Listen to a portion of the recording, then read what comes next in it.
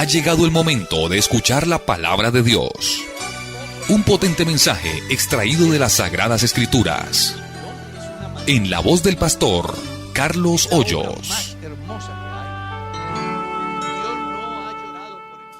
Vámonos con la primera inquietud. Claro que sí, pastor. Nuestro oyente nos dice, pastor, quisiera que por favor me explique el texto que aparece en la primera carta de Juan, el capítulo 5, el versículo 7. Primera de Juan, capítulo 5, el versículo 7. Vamos a leerlo.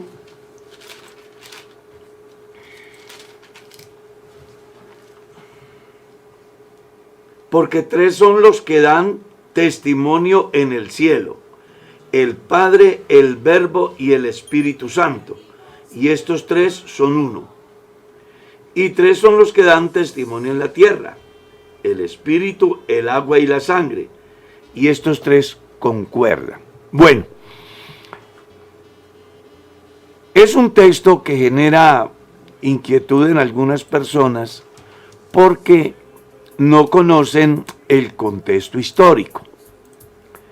Si te detienes a investigar sobre el contexto histórico, te vas a dar cuenta que el versículo 7 vino por vía exegética. Inclusive algunas versiones lo omiten, como la versión Nácar Colunga, como la versión Félix Torres Amat, y además aparece la nota marginal diciendo: este versículo, que algunos lo tienen, no aparece en los códices ni tampoco fue aceptado por los padres de la iglesia. Es decir, alguna vez creo que estuve dando una pequeña orientación con respecto a el grave peligro que tenemos los cristianos, porque todos los días se van a presentar situaciones complejas con respecto al manejo de las Sagradas Escrituras. Hay un librito que le puede ayudar mucho a entender el por qué se da. Se llama Breve Historia del Texto Bíblico. Otro que se llama Cómo nos llegó la Biblia. Y hay otro libro muy importante que se llama Una conspiración contra las Sagradas Escrituras, por el doctor Domingo Fernández. Es bueno comprender que en algunos casos el que está haciendo la edición de la Biblia, al leer un texto le pareció importante hacer una interpretación y colocarla en la parte inferior como una nota marginal. Luego viene una nueva edición y entonces el que lee la nota marginal piensa que quedaría muy bien incluido como texto y entonces lo ubican allí, trayendo al final confusión en algunas personas. Pero lo que sí está claro es que ese texto no está en los originales, que vino por vía exegética, como la palabra con, que tanto hemos hablado aquí en San Juan capítulo 1, surgió del pensamiento de unos famosos teólogos católicos que decían que con Dios establecía la diferencia de personas, en Dios la unidad de esencia. Entonces colocaron la nota marginal y luego los editores posteriores les pareció importante cambiar la palabra en por la palabra con. Entonces a veces es bueno tener en cuenta el verdadero sentido, porque este es un texto que, entre otras cosas, está aislado en la Biblia. No vas a encontrar textos que sirvan de contexto para confirmar ese versículo llamado 7, que está reconocido por la mayoría de eruditos y teólogos que no es inspirado por Dios. Amén. Nos pregunta también un oyente, dice él, para él es bastante importante, dicen, en mi familia hay una gran controversia al respecto y quisiera, pastor, que usted nos saque de esta duda. ¿Es pecado cruzar la pierna en la iglesia? Esos ya son conceptos de las personas. En la Biblia no aparece. Algunos, pues, manejan conceptos que ya son muy extremados. No es que yo lo haga, el de cruzar la pierna, y que por eso, pues, esté hablando aquí así, sino que realmente hay cosas que nada tienen que ver con la salvación ni con el cristianismo, ¿no? Ahora, pues es recomendable en el campo del que va al culto que esa posición parece a muchos no representar la reverencia que se debe tener, pero eso en nada va a afectar su salvación. Sigamos. Amén. Nos hacen una pregunta, nos la envían. Dice, pastor, ¿Dios escucha la oración del inconverso? Bíblicamente, yo quiero responderle bíblicamente. San Juan, capítulo 9, verso 31. Sabemos que Dios no oye a los pecadores. Eso es lo que dice la Biblia. Ahora, ¿cuándo puede ser un pecador escuchado?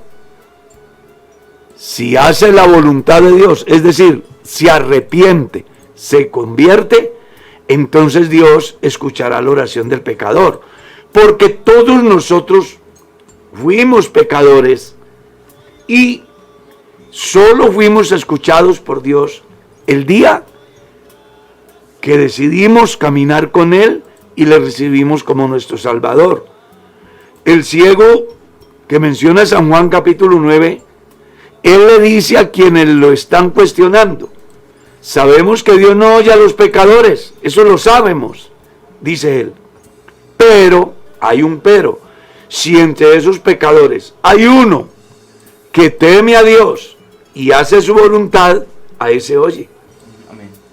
Entonces, aquí, para que la oración de un pecador sea escuchada, es necesario que ese pecador tema a Dios. Y para temer a Dios, en el buen sentido de la palabra, es necesario que ese pecador reconozca por lo menos 3 cosas: contra quién ha pecado, cómo es su condición delante de aquel a quien ha ofendido, y además que reconozca que esa obra que Jesucristo hizo lo puede salvar. Amén. Si usted lee el libro del profeta Isaías capítulo 1, va a encontrar que Dios dice a gente que decía creer en Él, pero vivían diferente. Entonces les dice: no me traigan más vanas ofrendas, el incienso me es abominación, lunas nuevas, el convocar asambleas las tiene aborrecidas mi alma, me son gravosas, no las puedo soportar. Dice: por tanto, cuando oren, pues yo no voy a escuchar. Lavaos, limpiaos, dejad lo malo de vuestras obras. Venga y estemos a cuentas. Si vuestros pecados fueren como la grana, como la nieve serán emblanquecidos. Si fueren rojos como el carmesí, vendrán a ser como blanca lana. Pero para que eso se dé, la persona tiene que venir a Dios. Entonces, ¿Dios escucha la oración de los pecadores? Sí y no. No le escucha si el pecador no se arrepiente. Sí le escucha si el pecador es temeroso de Dios y se arrepiente. Amén. Nos preguntan también, pastor, dice, Dios les bendiga, hermanos, ¿qué pasa si un hermano se aparta y es bautizado, se le puede seguir llamando hermano? La Biblia habla acerca del hijo pródigo. El hijo pródigo no perdió por el hecho de haberse ido aquel vínculo, o como se dice, aquellos genes de familia. Siempre fue familia. Si usted mira bien, el hijo pródigo se va y hace de todo. Cuando viene a casa, el padre lo está esperando. Y cuando su hermano se incomoda por la fiesta que le han hecho al hijo que ha regresado, el padre de familia dice, es tu hermano, el cual ha regresado. Ahora, también es importante que se tenga en cuenta que una cosa es entender que por causa de la obra de Cristo, ese hombre o esa mujer tiene el privilegio de regresar a casa y ser restituido. Pero también, si no lo hace, pues por más que haya sido hermano, ya no lo será. En la Escritura encontramos que no se puede llamar hermano a quien viva en estado de fornicación, de pecado. Uno de los problemas de Lot fue ese, que llamó a los impíos hermanos. Y aquí no va a ser la diferencia. El deber del creyente en ese caso, cuando un hermano se aparta del camino, es buscar la manera de restituirlo, de restaurarlo, como dice Gálatas capítulo 6, verso 1, o como dice San Mateo capítulo 18. Pero hay algo que sí se debe tener en claro, y es que a causa del pecado existe una diferencia entre el que le sirve a Dios y no le sirve. Amén. También nos preguntan, pastor, ¿qué tan malo es o es un pecado muy grave el hecho de que los hermanos firmen para que el pastor se vaya? Pienso que cuando los creyentes actúan así, están diciendo que son los dueños de la viña. Si lees la parábola de la viña, vas a descubrir que el Señor, dueño de la viña, le entregó la viña a unos labradores para que la administraran. Y ellos hicieron y deshicieron. ¿Qué hará el Señor de la viña cuando regrese? Pues ya usted sabe qué hará con los administradores.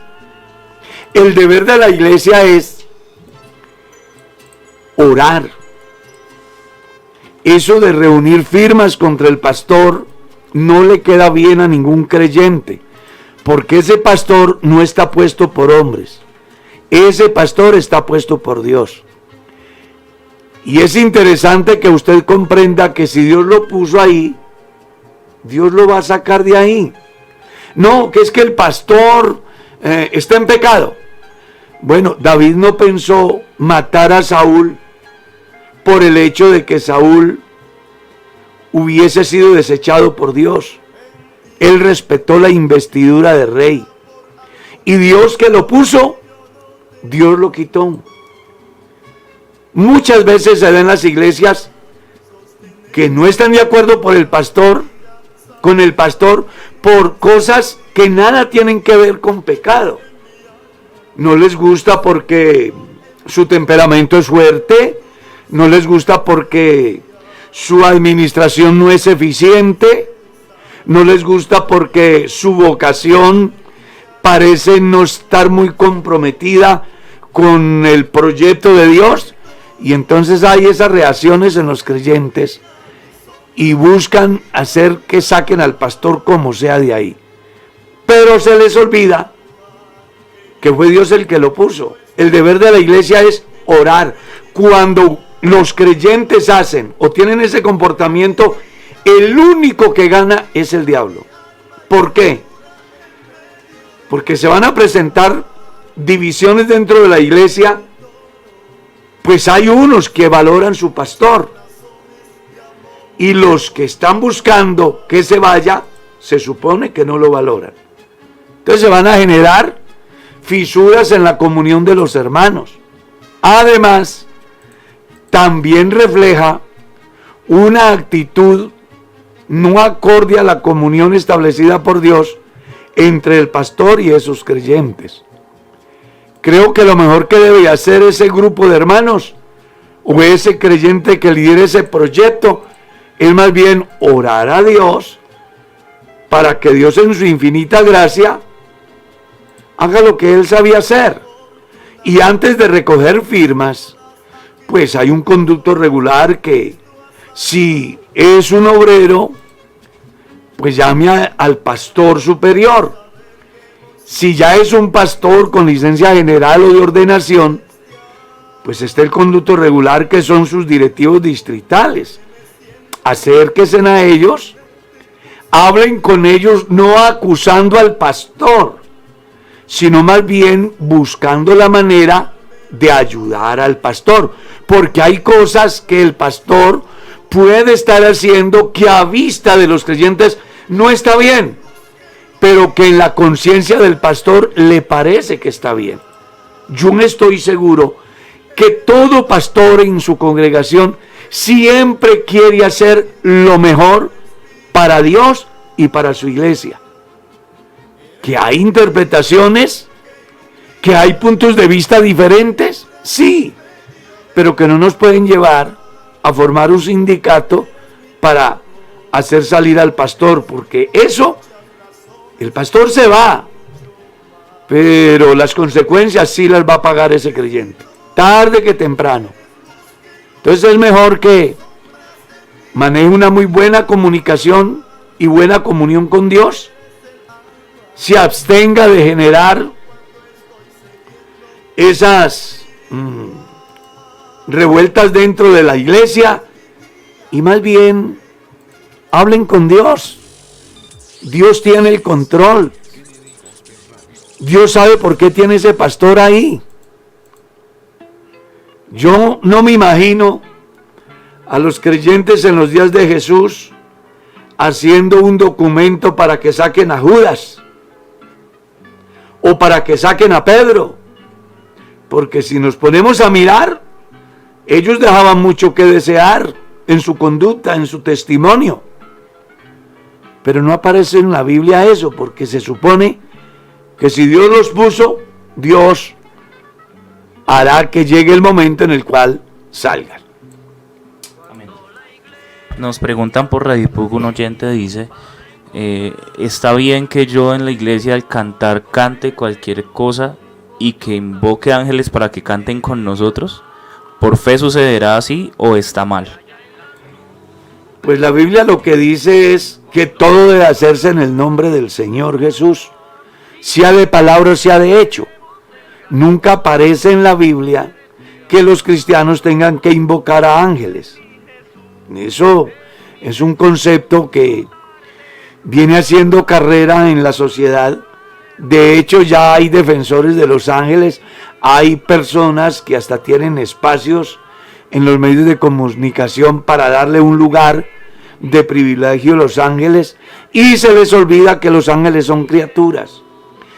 Pablo cuestiona severamente esa actitud en la carta a los Colosenses, cuando dice que le honran y le hacen culto a las criaturas antes que al Creador, el cual es bendito por los siglos de los siglos. El culto se debe de hacer al Señor Jesús y debe de hacerse en el nombre del Señor Jesús. Los ángeles no van a venir a hacer de que su canción sea bonita. Usted lo que necesita es vivir la vida cristiana y presentarse ante Dios con anticipación, con un corazón humilde, no buscando arrancar aplausos para usted, sino más bien pensando que lo que usted haga, Dios se agrade y en consecuencia el nombre del Señor sea glorificado por lo que usted hace. Nos preguntan también, pastor, ¿está bien? Si yo vendo una casa que es de mi madre y ella no es creyente, ¿debo diezmar ya que ellos no van con los diezmos? Uno nunca diezma de lo que no es de uno. Uno diezma de lo que Dios le da. Amén. En la Biblia registra algún momento en el que se haya orado y haya descendido escarcha o viento. Pues las denominaciones cristianas, hay denominaciones cristianas que dicen: levanten las manos que caerá escarcha ahora. Eso es el neopentecostalismo. Esos son los señores de la teología de la prosperidad. El verdadero cristianismo no maneja esos conceptos. Creemos, como dice la Escritura, todo lo que pidamos en oración creyendo lo recibiremos. ¿Ya? Creemos que Elías era hombre sujeto a pasiones semejantes a las nuestras y oró para que no lloviera y no llovió. Pero eso no quiere decir que vamos a hacerlo de Elías, porque es un contexto totalmente diferente. La enseñanza relacionada con Elías lo que busca es hacernos saber la parte principal de la oración, que es la respuesta de Dios según nuestra necesidad, y no para hacer un espectáculo como lo quieren hacer los señores del neopentecostalismo. Amén. ¿Está bien llamar a una persona de otra denominación trinitaria o otra hermano? Jesús dijo que solo el que haga la voluntad de Dios es su hermano.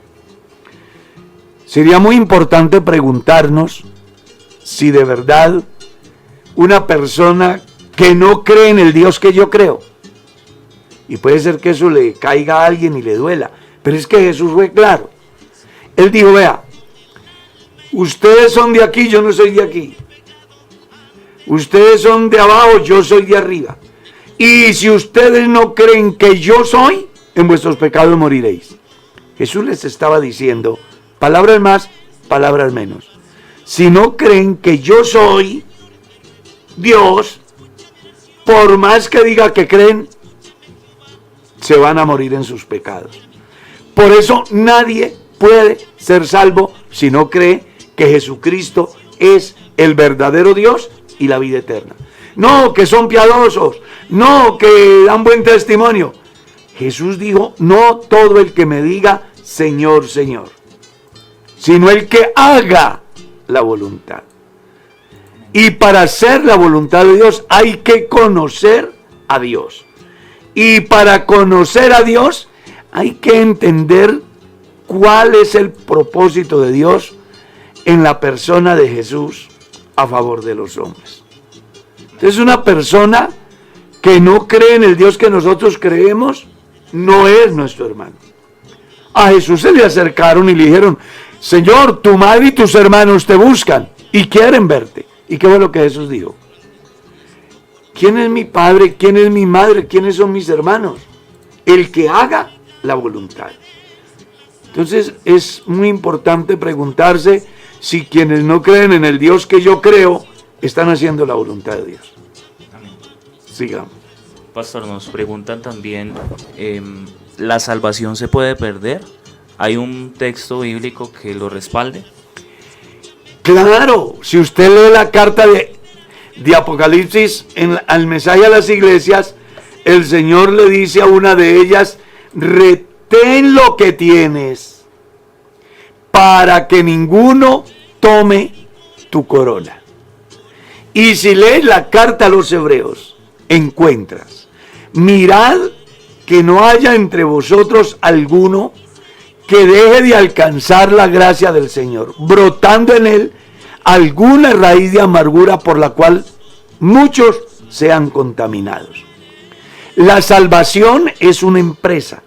Yo debo de trabajar en ella las 24 horas del día. Cuando yo descuido mi salvación, entonces me voy a perder. El escritor a los hebreos dice que nosotros no somos de los que retrocedemos para perdición del alma, sino de los que tenemos fe para preservación del alma.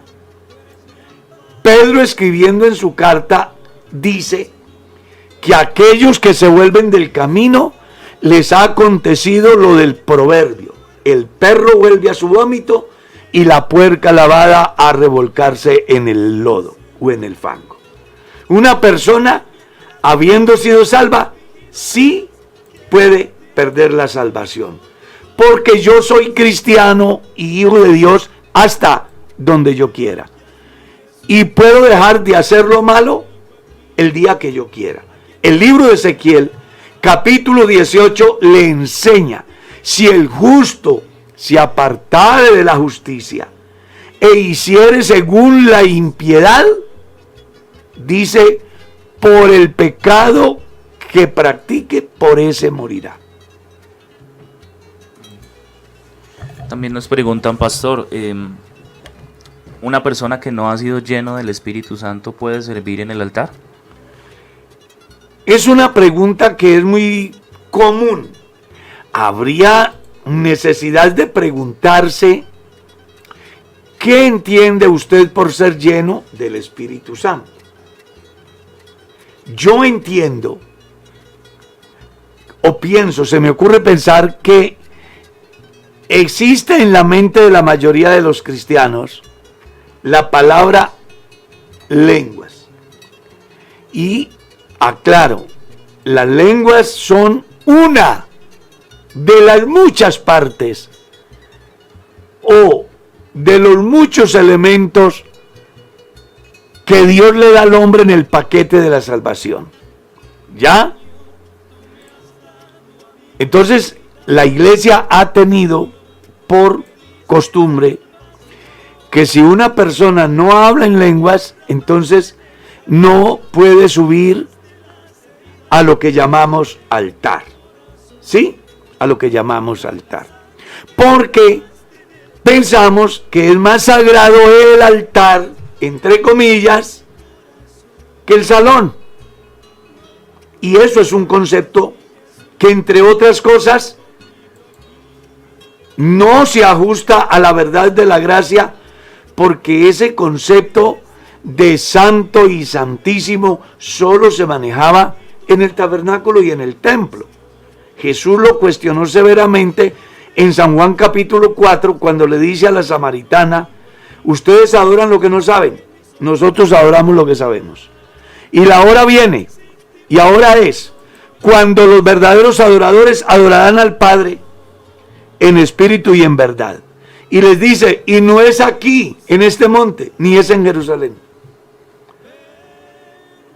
Las personas deben de entender que hay una diferencia entre el servicio administrativo y el servicio a Dios. Las personas sirven a Dios sin darse en un vitrinazo. A lo mejor en su iglesia haya muchos que pasen la vida y ni siquiera se les mencione, pero sean las columnas de esa iglesia en oración, en ruego, en súplica. Así lo dice el Evangelio de Lucas para hablar de Ana. ¿Ya? Servía al Señor de día y de noche.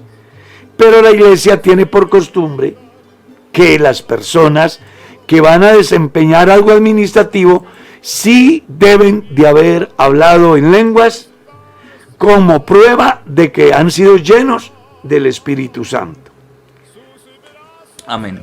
Nos preguntan: si Dios no hace acepción de personas, ¿cómo pues podemos explicar el texto que aparece en la carta a los Romanos, capítulo 9, versículos 15, que dice: pues a Moisés dice, tendré misericordia del que yo tenga misericordia y me compadeceré del que yo me compadezca? Bueno, es que si usted mira bien la escritura y el contexto en que se da, la carta a los romanos tiene dos enfoques, uno a los gentiles y otro a los judíos. Y había severo cuestionamiento de los gentiles a los judíos por la supremacía de los judíos en su vida devocional. Por eso ustedes van a encontrar inclusive que Pablo dice: ¿en qué aventaba un judío a un gentil? Dice: en mucho. Y les explica por qué. Porque a ellos les fueron dados los pactos, las promesas, y les fue confiada la palabra de Dios. Entonces, la discusión se da en la elección soberana de Dios, en el tiempo de Abraham, que Dios elige a Abraham y a su descendencia en medio de un mundo pagano para hacer saber a las naciones vecinas que mientras ellos tenían cualquier cantidad de dioses que eran además crueles, pues exigían sacrificios humanos, el Dios de Israel es bueno, es misericordioso y es lento para la ira y grande en misericordia. Entonces recuerde que en los hijos de Dios hay 4 clases. Los ángeles por creación, Adán y Eva por creación, Israel por elección, la iglesia por adopción. Y lo que el pasaje está mostrando es la forma como Dios eligió a su pueblo. Y entonces surge el interrogante del hermano: ¿y por qué no me eligió a mí? Bueno, porque Dios es soberano. Pero el hecho de que Dios haya elegido a Israel para tener misericordia de ellos, como lo dice aquí, no quiere decir que no haya tenido misericordia del creyente que ha sido salvo por gracia y que Dios lo ha adoptado como hijo suyo. Lo que pasa es que una cosa es el trato de Dios para Israel en el pacto de la circuncisión, y otra cosa es el trato de Dios con el mundo gentil a través de la gracia. Pero tanto judíos como gentiles que creen en el Dios de Abraham, ambos son beneficiados. Pero tanto judíos como gentiles que no creen en el Dios de Abraham se van a perder. Y eso se lo explica Romanos capítulo 2. Amén. Pastor, el capítulo 6 del libro de Génesis, el versículo 2, un oyente nos pide que por favor haga su merced una explicación acerca de él. Génesis capítulo 6, versículo 2. Ya lo vamos a leer. Génesis 6, 2. Les recomiendo que siempre lea con anterioridad y luego. Aconteció que cuando comenzaron los hombres a multiplicarse sobre la faz de la tierra y les nacieron hijas, que viendo los hijos de Dios que las hijas de los hombres eran hermosas, tomaron para sí mujeres, escogiendo entre todas. No sé cuál será la inquietud, pero le voy a tratar de explicar, porque trato de entender que la dificultad del hermano está relacionada entre hijos de Dios y hijas de los hombres. Cuando la Biblia habla de los hijos de Dios, en este caso, se refiere a la descendencia de Set. Cuando habla de las hijas de los hombres, se refiere a la descendencia de Caín. Si esa es su inquietud. Y lo hago porque los testigos de Jehová plantean que los hijos de Dios que menciona aquí eran los ángeles. Y entonces ellos piensan en su teología que los ángeles tomaron para sí mujeres de la descendencia de Adán.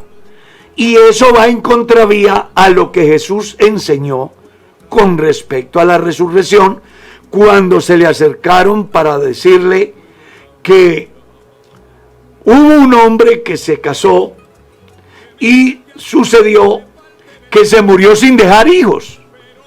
Y entonces la costumbre era que el hermano que seguía tomaba la viuda por esposa y el primer hijo que tenía heredaba el nombre del hermano fallecido. Y dice la escritura que esta mujer le dio vuelta a 7 hermanos. Es decir, que el problema de no fertilidad no era de los varones, sino de ella. Y entonces ellos, para tentarle, le dicen: en la resurrección, ¿de cuál de ellos será? Jesús les dijo: necios, ¿ignoráis las escrituras y el poder de Dios? porque en la resurrección ni se casarán ni se darán en casamiento, porque seremos como los ángeles, espíritus hechos perfectos. Los ángeles son asexuales. Y cuando digo que son asexuales, estoy diciendo que no se casan ni se dan en casamiento.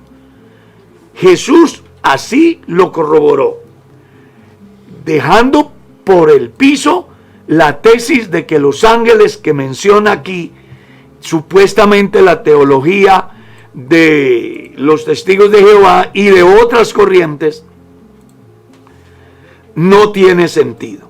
Entonces, los hijos de los hombres se refiere, los hijos de Dios se refiere a la descendencia de Set, y las hijas de los hombres a la descendencia de Caín.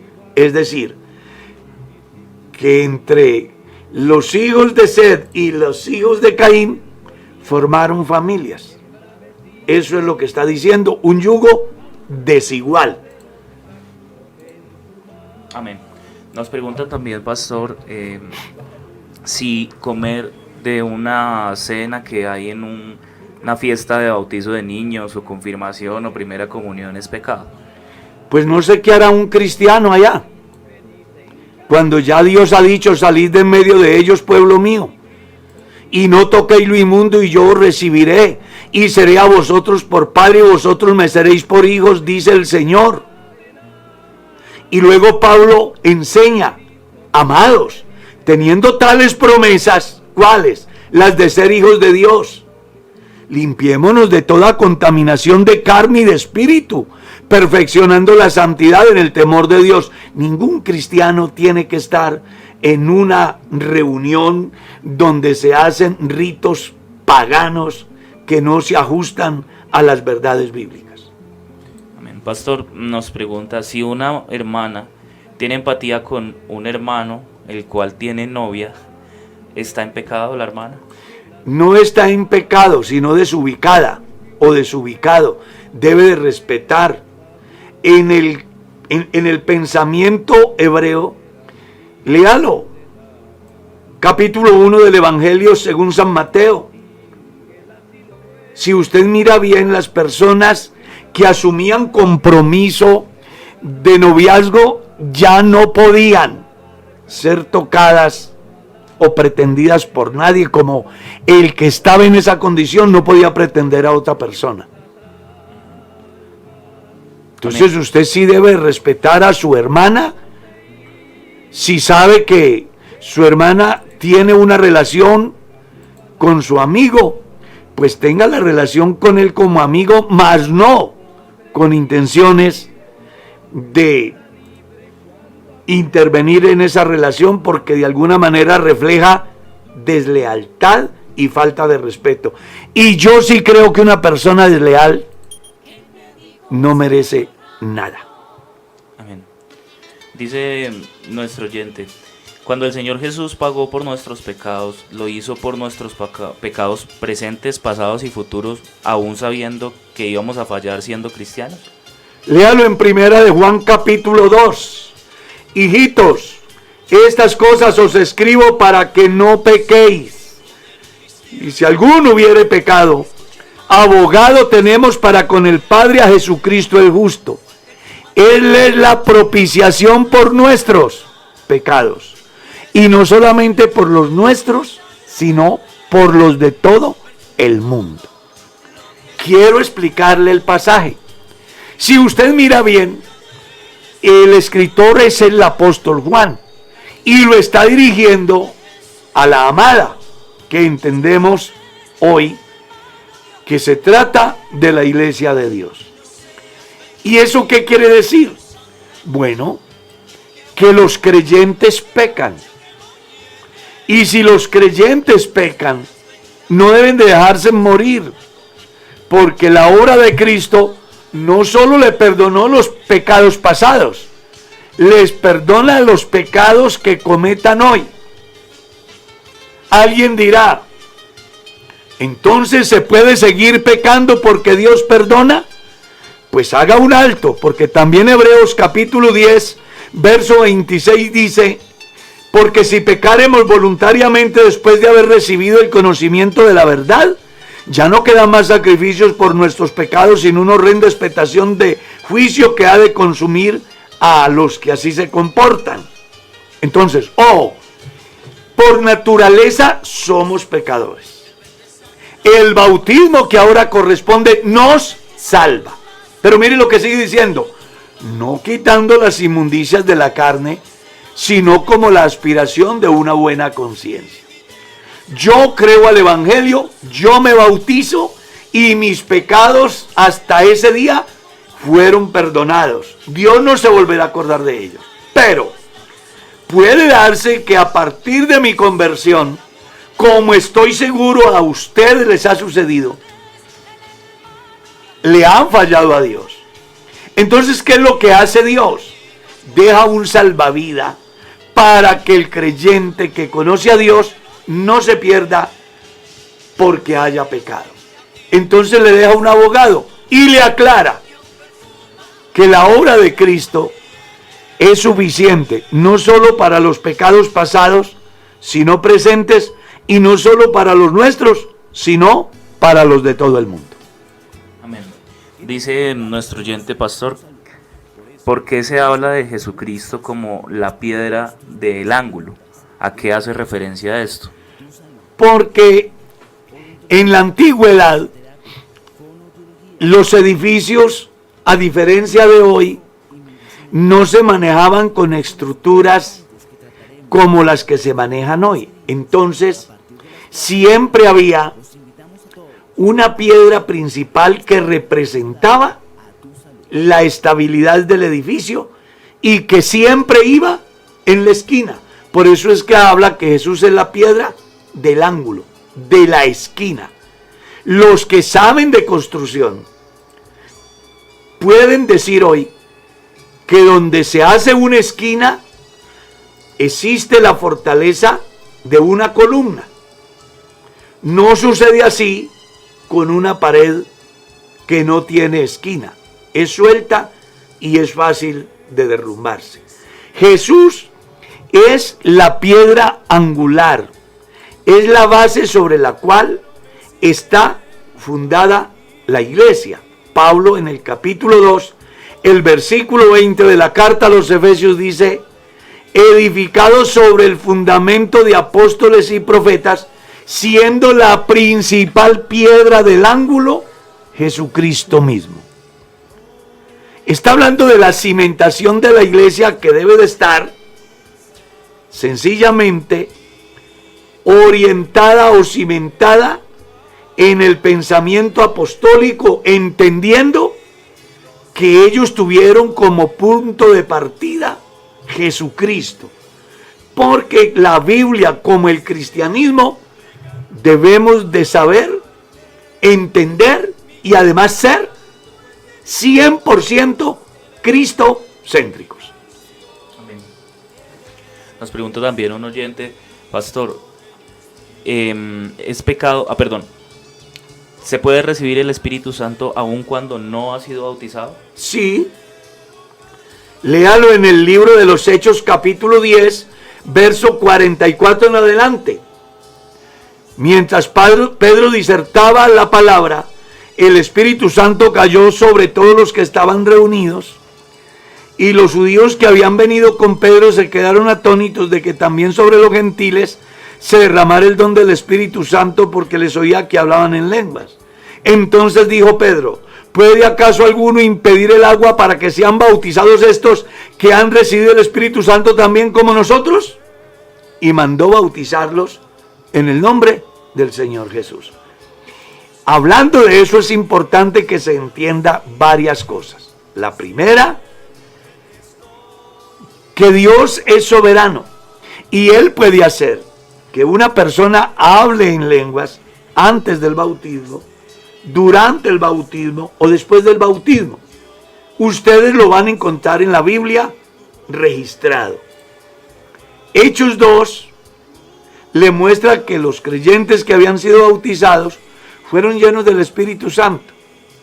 Hechos capítulo 8 le muestra que en Jerusalén solo habían sido bautizados en el nombre del Señor Jesús, y no había venido sobre ninguno de ellos el Espíritu Santo.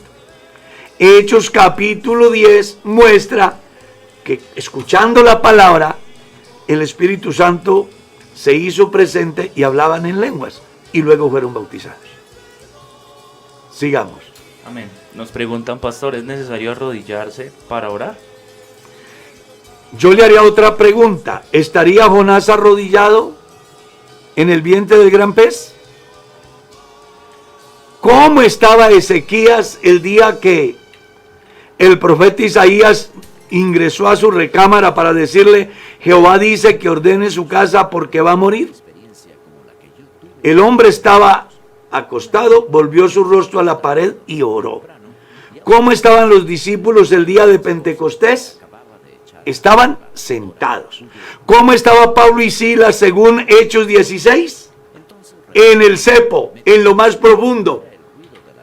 Entonces, la oración no requiere posición física, sino condición espiritual. Usted puede orar arrodillado, acostado, sentado, de pie, porque Dios no está mirando la ubicación del cuerpo, sino la fe y la condición del individuo en su relación con Dios. Amén. Dice nuestro oyente, hermano, ¿hablar en lenguas es un don o una señal? Ambas cosas. Según está escrito en la primera carta a los Corintios capítulo 14, usted, y en San Marcos capítulo 16, leamos, verso 15 en adelante: el que creyere y fuere bautizado, este será salvo, y estas señales seguirán a los que creen. En mi nombre echarán fuera demonios y hablarán nuevas lenguas. Está hablando que es una señal. Luego, si usted lee en Primera de Corintios capítulo 14, leámoslo para que tenga una base bíblica, el verso 22, Primera de Corintios capítulo 14, verso 22. Así que las lenguas son por señal, no a los creyentes, sino a los incrédulos. Pero la profecía, no a los incrédulos, sino a los creyentes. Entonces, las lenguas son una señal, pero también existe el don de lenguas. Y ahí el por qué existen algunas confusiones en algunos cristianos. Esta semana una hermana preguntaba: pastor, yo tengo 2 años de convertida y cuando me bauticé, Dios me dio ese privilegio de hablar en lenguas, pero no he vuelto a hablar en lenguas. Es importante que los cristianos tengan en cuenta que las lenguas en el creyente tienen una finalidad de edificación a sí mismo. ¿Está claro? A sí mismo. Es decir, Dios está certificándole a través del gozo que produce el Espíritu Santo en la vida del individuo que está en él, y lo hace exteriorizar a través de las lenguas.